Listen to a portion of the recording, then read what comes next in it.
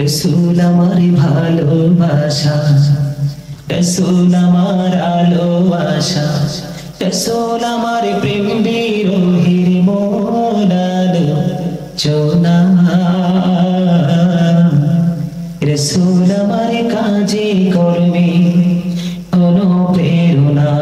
বলেন রসুল আমার ভালোবাসা, রসুল আমার আলো আশা, রসুল আমার প্রেম বিরোহীর মোলালো চোনা, রসুল আমার কাজে কর্মে অনুপ্রেরণা। আশা হতো জীবন যখন দুর্বিষহ লাগে, ব্যর্থ এবং পরাজিত স্মৃতিগুলো জাগে। বলেন আশা হতো জীবন যখন দুর্বিষহ লাগে, ব্যর্থ এবং পরাজিত স্মৃতিগুলো জাগে। তখন তোমার শৈশবে কৈশোর, বলেন তখন তোমার শৈশবে কৈশোর জানাই সান্ত্বনা। রসুল আমার কাজে কর্মে অনুপ্রেরণা। খুশি হব সবাই বলেন রসুল আমার ভালোবাসা, রসুল আমার আলো আশা, রসুল আমার প্রেম বিরোহের মূল আলোচনা, রসুল আমার কাজে কর্মে অনুপ্রেরণা। ভাইরা আমার, হাদিয়া দিলে একটু পরে দিয়ে। আমার রিকোয়েস্ট, শুধু গজলের কথাগুলো শোনেন, কবি নজরুলের লেখা। এটা ইউনিভার্সিটিতে এখনো পড়ানো হয়, বিশ্ববিদ্যালয় এখনো পড়ানো হয়। যারা বিশ্ববিদ্যালয় অতিক্রম করে এসেছেন তারা পাইছেন কিনা জানি না। সম্মানিত উপস্থিতি, একটু মন দিয়ে শোনেন, হাদিয়াটা আমাকে একটু পরে দিন, কোনো অসুবিধা নাই। আমার সাথে সবাই গান। রসুল আমার ভালোবাসা, রসুল আমার আলো আশা, রসুল আমার প্রেম বিরোহের মূল আলোচনা, রসুল আমার কাজে কর্মে অনুপ্রেরণা। বলেন রসুল আমার কাজে কর্মে অনুপ্রেরণা। আশা হতো জীবন যখন দুর্বিষহ লাগে, ব্যর্থ এবং পরাজিত স্মৃতিগুলো জাগে। আশা হতো জীবন যখন দুর্বিষহ লাগে, ব্যর্থ এবং পরাজিত স্মৃতিগুলো জাগে। তখন তোমার শৈশব কৈশোর জানাই সান্ত্বনা। রসুল আমার কাজে কর্মে অনুপ্রেরণা। বলেন রসুল আমার কাজে কর্মে অনুপ্রেরণা। কত রকম রাজার নীতি প্রজার নীতি দেখলাম, দুঃখ হাইরে দুঃখ ছাড়া আর কিছুই না পেলাম। বলেন কত রকম রাজার নীতি প্রজার নীতি দেখলাম, দুঃখ হাইরে দুঃখ ছাড়া আর কিছু না পেলাম।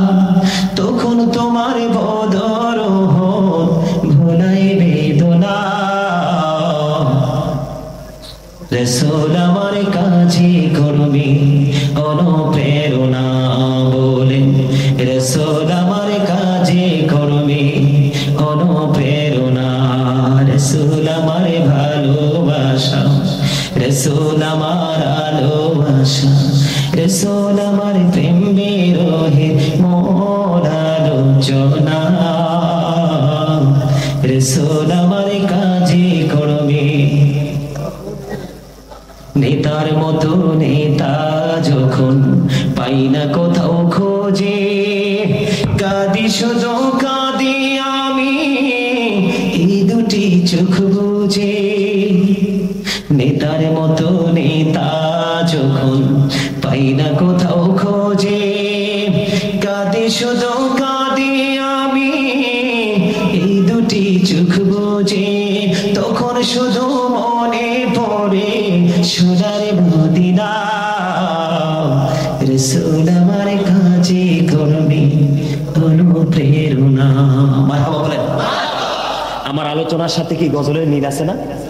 কথা বলেন, যথেষ্ট মিল আছে না? সম্মানিত উপস্থিতি, আমার লেখা অনেক হামদানা ইসলামী সঙ্গীত আছে, তবে আপনারা যেহেতু আবদার করেছেন, সর্বশেষ আমার লেখা একটা গজল অল্প ছোট্ট করে, যেটা করোনাতে বসে বসে লিখেছিলাম এই পৃথিবীর জালেম অত্যাচারীদেরকে নিয়ে। আলহামদুলিল্লাহ বলেন, আরো জোরে আমার সাথে সবাই গাইবেন। জুলুম যারা করলা বন্ধু, হারাইলা দুকল, জনম জনম কে দিও তোমার হবে না মাসুল। জুলুম যারা করলা বন্ধু, হারাইলা দুকল, জনম জনম কে দিও তোমার হবে না মাসুল।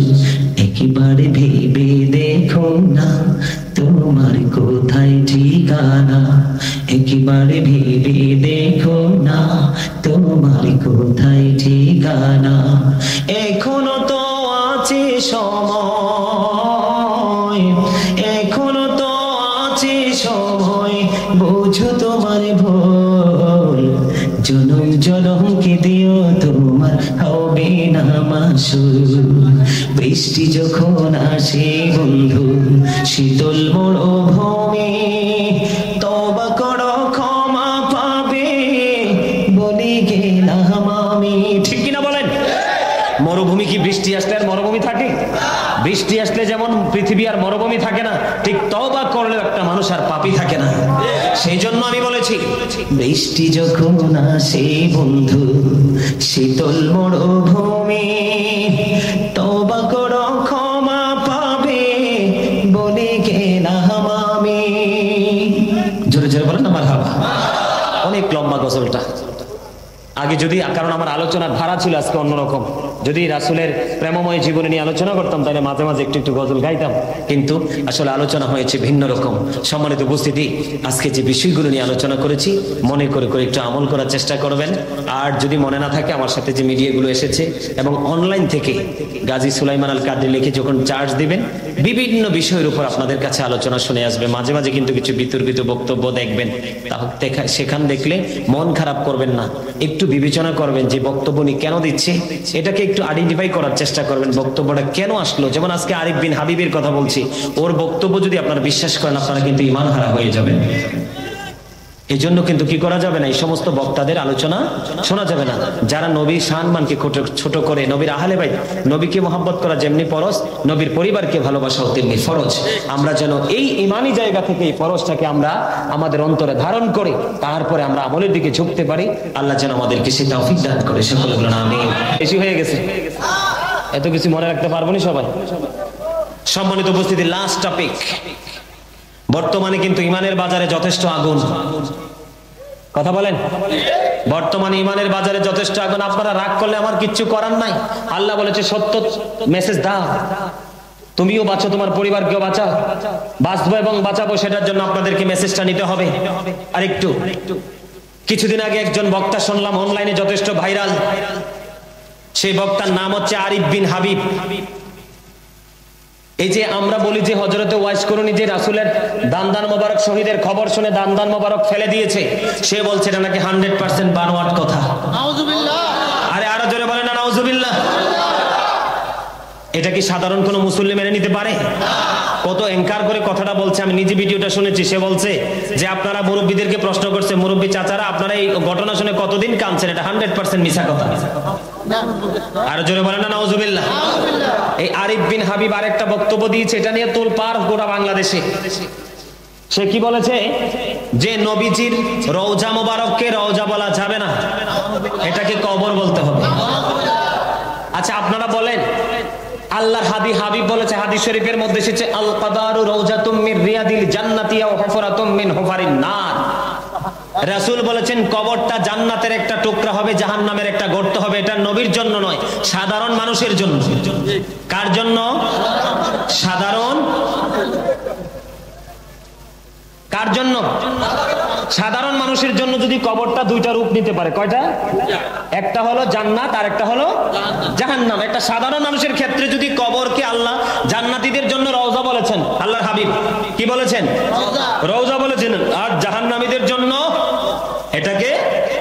জাহান্নামীদের জন্য এটাকে গর্ত বলেছেন। কি বলেছেন?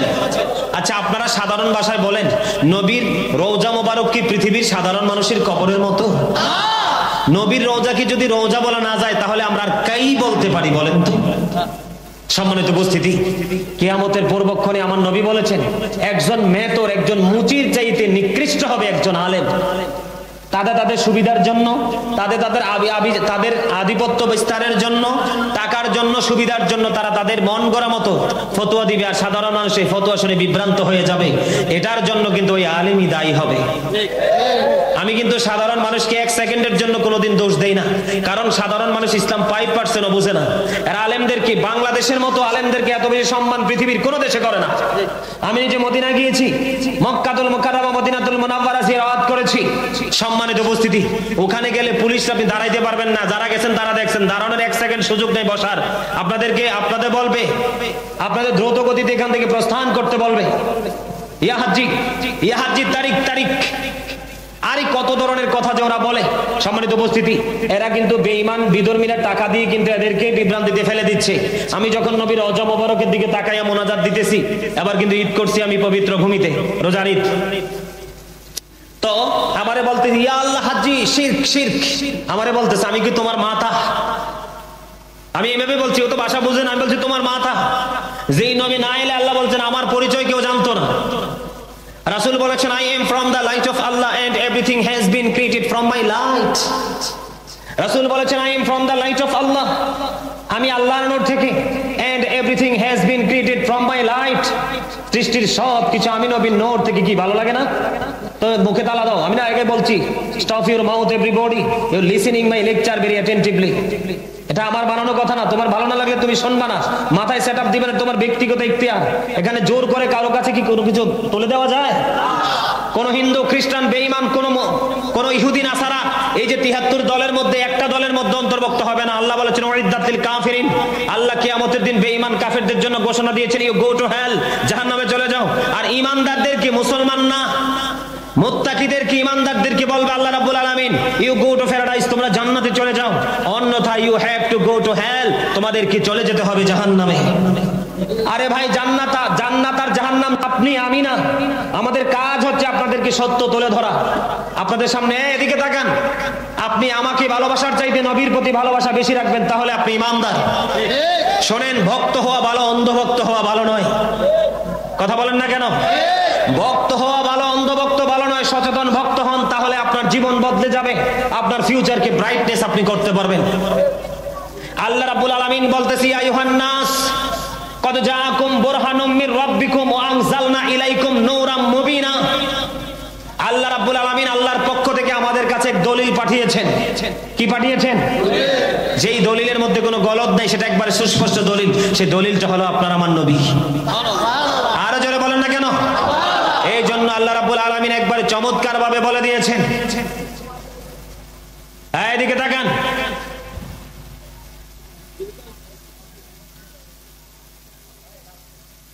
আল্লাহ রাব্বুল আলামিন বলেছেন, আমি তোমাদের কাছে কি পাঠিয়েছি? সুস্পষ্ট দলিল পাঠিয়েছি। দলিল পেয়ে আমাদেরকে কি করতে হবে? Follow his law and light. তোমরা এটাকে কি করো? ফলো করো, বাস্তব জীবনে বাস্তবায়ন করো। করলে লাভ হবে কি? For eternal success. আমরা একদম চিরস্থায়ী ভাবে সফলতা অর্জন করতে পারবো। জোরে জোরে বলেন না সুবহানাল্লাহ। আরো জোরে। মদিনাতে জাবের রাদিয়াল্লাহু তাআলা প্রশ্ন করলেন, ইয়া রাসূলুল্লাহ, আল্লাহ রাব্বুল আলামিন সর্বপ্রথম কোন জিনিস সৃষ্টি করেছেন? তখন আল্লাহর হাবিব বলেছেন, সর্বপ্রথম তোমার নবীর নূর মোবারক সৃষ্টি করেছেন। আনা নূরুম মিন নূরিল্লাহি ওয়া কুল্লু শাইইন মিন নূরি। আল্লাহ বলেছেন হাদিসে কুদসিতে এসেছে, কুনি মুহাম্মাদান ফাসারা মুহাম্মাদান মিন নূরিহি। আল্লাহ বলেছেন মুহাম্মদ সাল্লাল্লাহু আলাইহি সাল্লাম হয়ে যাও। মুহাম্মদ সাল্লাল্লাহু আলাইহি সাল্লাম হয়ে গেলেন আল্লাহর নূর থেকে। কেউ বলে নবী নাকি মাটি। নাউযুবিল্লাহ। আরে ভাই, নবী মাটি হয় কিভাবে? নবী যখন জন্ম, তখন তো কোনো কিছুই জন্ম হয় নাই। মাটি থাকবে কোত্থেকে? কোনো কিছুই তো ছিল না।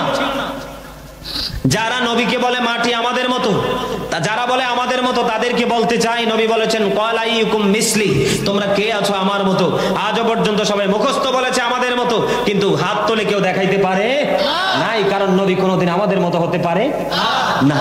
2 নাম্বার হলো, যারা বলে নবী মাটির, তাদের কাছে তথ্য দিতে চাই। এদিকে তাকান, সূরা আলাকের মধ্যে আল্লাহ রাব্বুল আলামিন বলেছেন খলাকাল ইনসানা মিন আলাক, পিপল ক্রিয়েটেড ফ্রম ব্লাড, মানুষকে আল্লাহ রক্তপিণ্ড থেকে তৈরি করেছেন।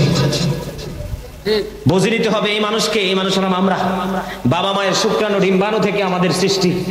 সূরা রহমানের মধ্যে বলেছেন খলাকাল ইনসানা মিন সালসালিন কাল ফাখর, পোড়া মাটির মতো শুকনো মাটি দিয়ে নবীকে সৃষ্টি করেছেন। ওই মাটি হলো আদম ও সফিউল্লাহ, সেই নবী, সেই মাটি, সেটাকে মা হাওয়াও কিন্তু মাটির আদমের পাঁজর হাড় থেকে তৈরি। এবার আপনি যদি বলেন নবী আমার মতো, আপনাকে আমি প্রশ্ন করতে চাই, আপনারা বলেন তো ঈসা নবীর কি বাবা ছিল? হ্যাঁ, তো ঈসা নবী আসলো কোত্থেকে? কোন মাটি দিয়ে বানাইছে ঈসা নবীকে? উত্তর দিতে পারবেন? তার মানে নবী সম্পর্কে গবেষণার এখন অনেক বাকি আছে।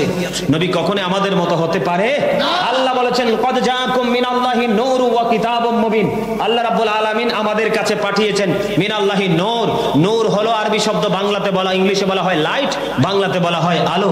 তারপরে বলেছেন কিতাবুম মুবিন, আল্লাহ সুস্পষ্ট কিতাব পাঠিয়েছেন। এখানে রহস্য হলো নবী আগে এসেছেন। আল্লাহ আগে কি নূর বলেছেন না? কথা বলেন না কেন? কদ জাআকুম মিনাল্লাহি নূর, আয়াতটা দেখবেন যারা কোরআন তেলাওয়াত করতে পারেন। পরে বলেছেন ওয়া কিতাবুম মুবিন, ও আর আগে এবং এর আগে, এন্ড যেটা থাকে এর আগে যেটা হয় এবং পরে যেটা হয়, এটা কি ডিভাইডেড না? কথা বলেন না কেন? ডিভাইডেড না? এটা কি একটার সাথে কি একটা অ্যাডজাস্ট হয়? যেমন আব্দুর রহিম এন্ড আব্দুল জব্বার, দুইটা কি দুই না? নবী বলেছেন মিনাল্লাহি নূর, আমি নূর পাঠিয়েছি। এরপরে বলেছেন কিতাবুম মুবিন, সুস্পষ্ট কিতাব। তার মানে নূর দ্বারা নবী নবীকে বুঝিয়েছেন, আর কিতাব দ্বারা, সুস্পষ্ট কিতাব দ্বারা কোরআনকে বুঝিয়েছেন। কারণ এর প্রমাণ হলো নবী আগে এসেছে, নবীর কাছে কোরআন এসেছে। মক্কায় যখন নবী, তখন প্রত্যেকটা সূরার নাম হলো মাক্কি, ঠিক না? আবার নবী যখন মদিনায়, কোরআনও মদিনায়, প্রত্যেকটা সূরার নাম মাদানী। এখানে কি একটা বিশাল দলিল বিরাজ করে না? এগুলো বিচক্ষণ যারা, তারা বুঝতে পারবে। এবার আসেন, এই আমার দিকে তাকান, আমরা আহলে সুন্নাত ওয়াল জামাত। যেমন আজকেও আমি রাসূলকে দাঁড়িয়ে সালাম দিব, আপনারা দিবেন না? সবাই রাজি? এদিকে তাকান, আমার সাথে আমার ছোট ভাই কুমিল্লা থেকে আসছে, আমার ছোট ভাই, সে সব আমার সাথে আসার খুব ইচ্ছা, পড়াশোনা করতেছে এখনো। তো হাফেজ সাহেব কিন্তু সে কামিল কমপ্লিট হয়েছে না? তোমার আমাদের কুমিল্লা আলিয়া থেকে কামিল কমপ্লিট করে ফেলছে। তো তার খুব ইচ্ছা আমার সাথে সফর করে, আজকে তাকে নিয়ে আসলাম। সে আপনাদের এই পরিবেশ দেখে সে অনেক খুশি হয়েছে, আলহামদুলিল্লাহ বলেন। এখন আপনাদেরকে আমি বুঝাইতে চাই, আমরা কিন্তু রাসূলকে দাঁড়িয়ে সালাম দেই, ইয়া নবী সালামু আলাইকা বলি না? আমাদেরকে বলে ওরা বেদাতি, আমরা নাকি বেদাতি। জোরে বলেন নাউজুবিল্লাহ। পরে বললেন আমি আপনাদেরকে আগে দলিল দিই, সূরা ফাত 9 নম্বর আয়াত, এখানে ওরা হাফেজ সাহেব থাকতে পারেন। সূরা ফাতের 9 নম্বর আয়াতে আল্লাহ রাব্বুল আলামিন দুইটা ওয়ার্ড ইউজ করেছেন, দুইটা শব্দ। একটা হলো ওয়া তুআযিরুহু ওয়া তুআক্কিরুহু। আল্লাহ রাব্বুল আলামিন বলেছেন তোমরা আমার হাবিবকে সাহায্য করো এবং সম্মান করো, help him and respect him. তোমরা আমার হাবিবকে কি করো? সাহায্য করো। এবং আমরা তো বলি না কিয়াম করা ফরজ, আমরা তো বলি না কিয়াম করা ওয়াজিব, আমরা তো বলি না কিয়াম করা বাধ্যতামূলক। কিয়াম আমরা নবীর মহাব্বতে করি। বলে হুজুর কেন করেন?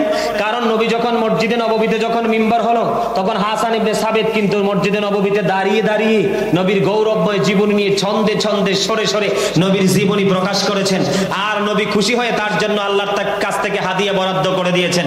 আপনারা চট্টগ্রামের মানুষ কিন্তু গজল গাইলে বেশি হাদিয়া দেয়, কথা বলেন। এটা বাংলাদেশের ইতিহাসে সেরা।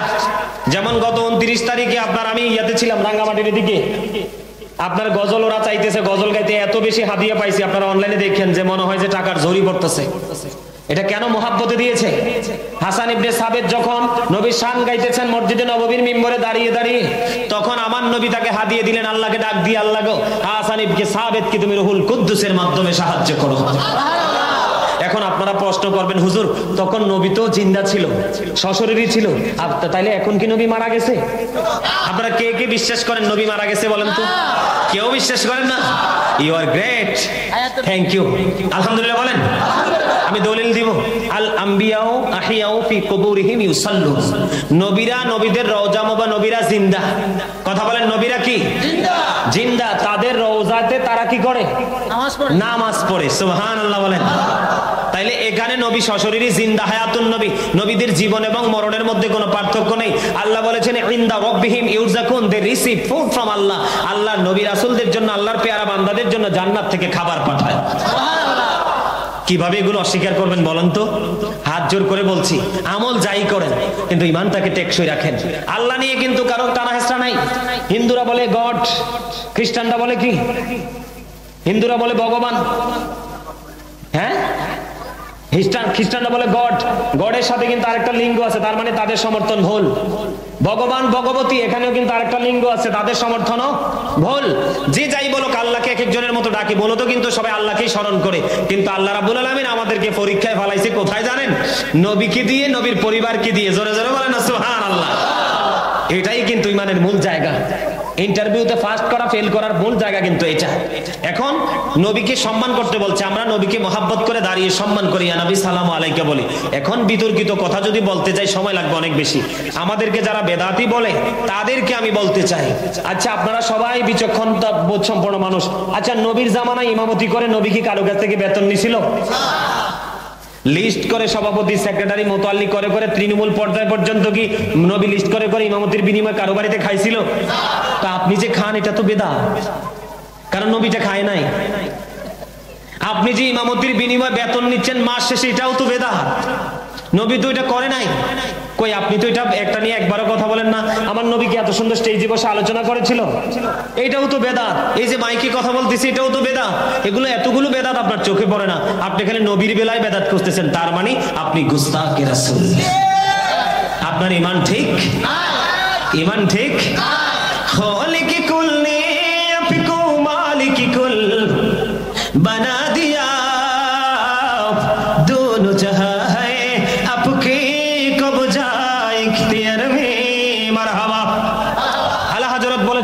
আল্লাহ কুল কায়নাতের মালিক, মালিক কুল বানা দিয়া, মালিকানা দিয়ে দিয়েছে আল্লাহ আর আল্লাহর হাবিবের হাতে।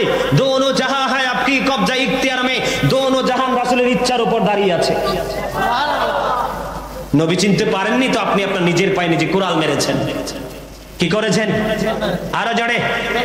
তাহলে নবী কি নূর, এটা আমাদের বিশ্বাস। নবী কখনোই মাটি হতে পারে।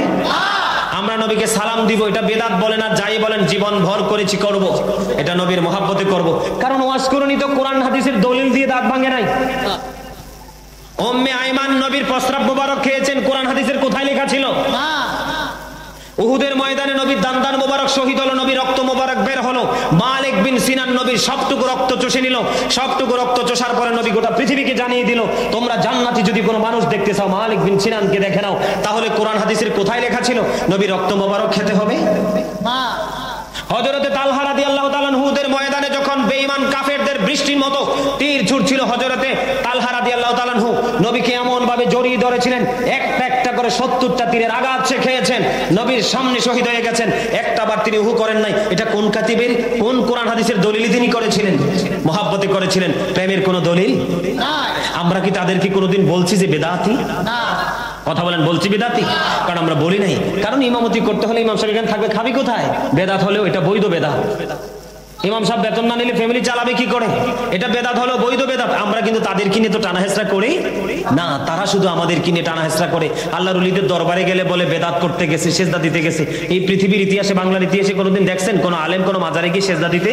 আরে ভাই, সাধারণ মূর্খ মানুষ যদি করে, এটা তো কিছু করার নাই, আপনি তাকে শুধরে দেন। কিন্তু আপনি কলঙ্কটা সবার ঘরে চাপিয়ে দেন কেন? আল্লাহর ওলিরা যদি পৃথিবীতে না আসতো, তাহলে বাংলার জমিনে না আসতো, এখনই শেষ করে দিচ্ছে। কি গায়ে মরিচ লাগছে নাকি? 3 ঘন্টা ওয়াজ করতে পারছি, 10 মিনিট ফিনিশ করতে পারবো না?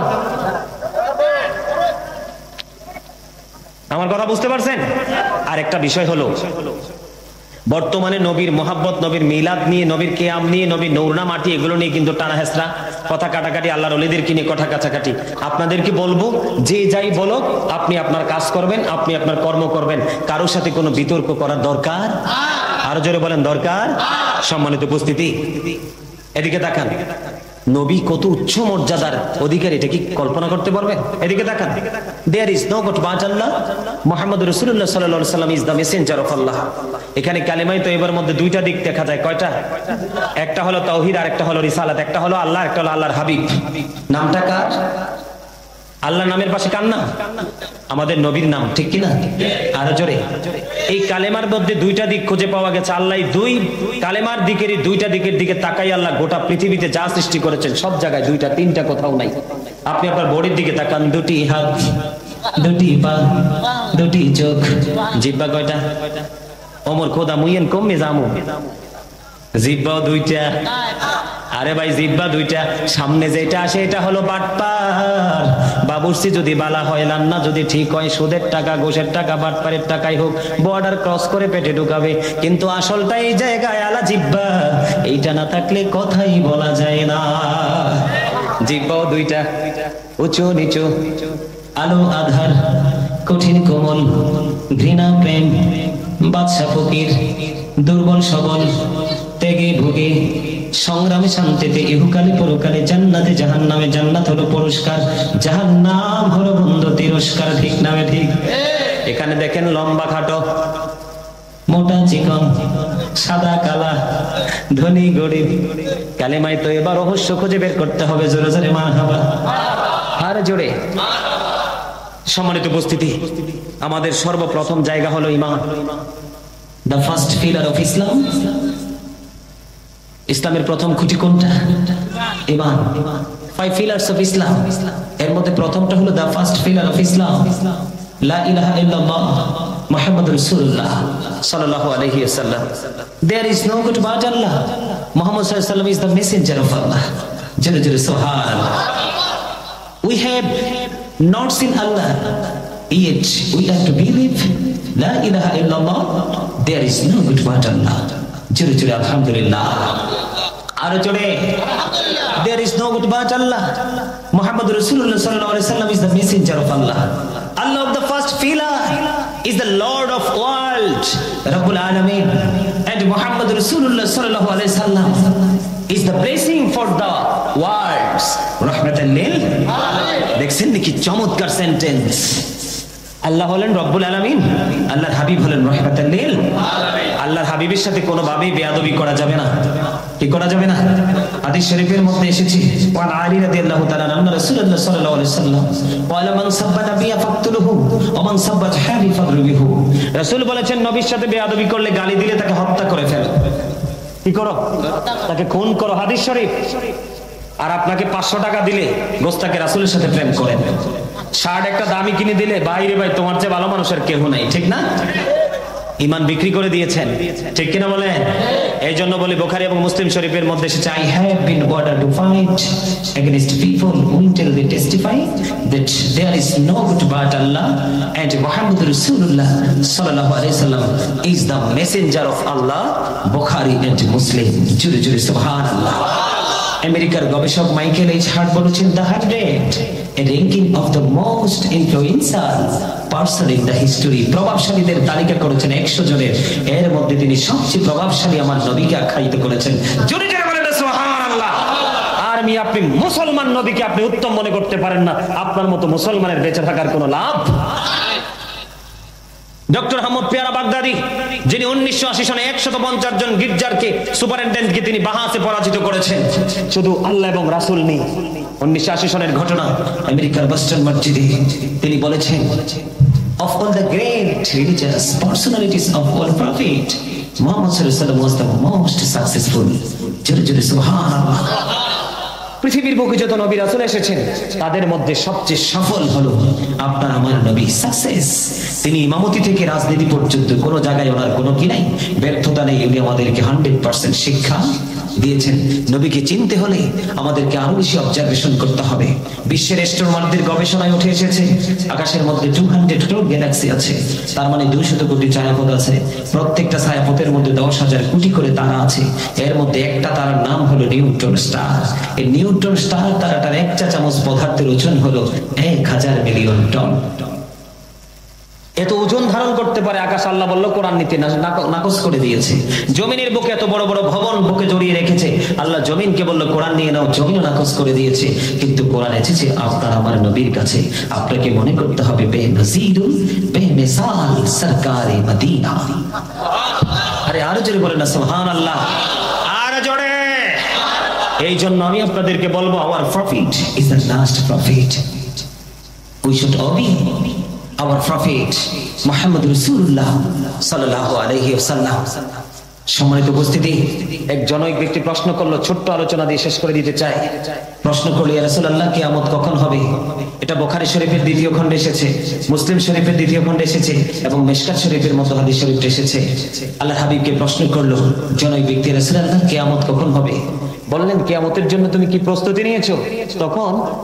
তখন তিনি বললেন, আমি কিয়ামতের জন্য নামাজ, রোজা, হজ, যাকাত এমন কোন আমল প্রস্তুতি করতে পারিনি, কিন্তু আমি আল্লাহ এবং আল্লাহর হাবিবকে ভালোবাসি।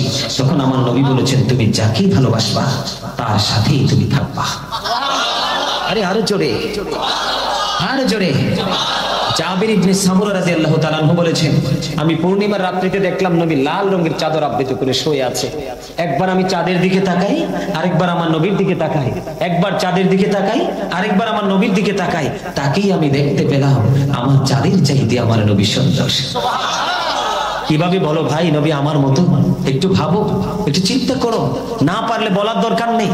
পৃথিবী থেকে 9,13,00,000 মাইল দূরে সূর্য, সূর্যের আলো পৃথিবীতে আসতে সময় লাগে মাত্র 8 মিনিট 20 সেকেন্ড।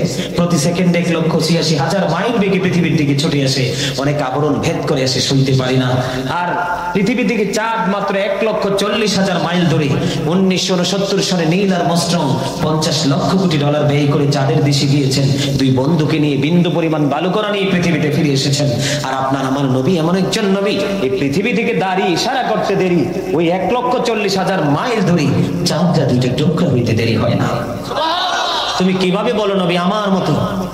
হযরত জালহাম ইবনে আরফাত রাদিয়াল্লাহু তাআলা আনহু বলেছেন, আমি যখন মক্কায় গেলাম, মক্কা যাওয়ার পরে দেখলাম মক্কায় দুর্ভিক্ষ চলতেছে।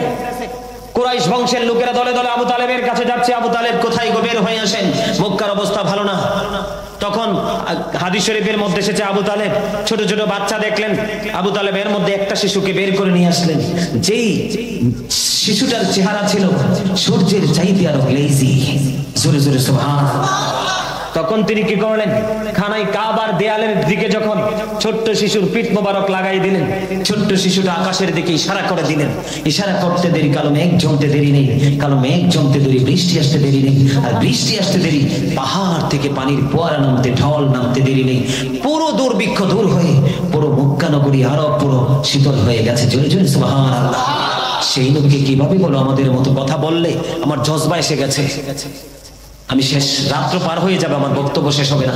সম্মানিত উপস্থিতি, আপনারা আমাকে ভালোবাসেন বা নাই বা বাসেন, আমার ভালোবাসা দিয়ে কিছু যায়ও না, কিছু আসেও না, কিন্তু নবীকে প্রাণের চেয়ে বেশি ভালোবাসেন, নবীকে হৃদয় থেকে বেশি ভালোবাসেন।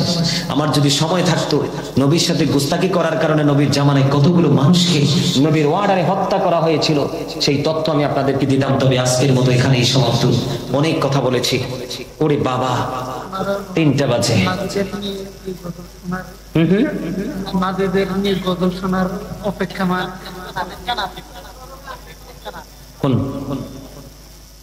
কোনটা? না আসলে করতে পারি নাই, সময় ছিল না। একটা নাত তো না শোনালে হকটা আদায় হবে না। একটা নাত গাই, কিন্তু হাদিয়ে দিতে হইব সবাই। হ্যাঁ, আরে মিয়া পিছনের তারা টেনশনে ভরে গেছে। সবাই আমার সাথে পারলে গাইবেন। হ্যাঁ।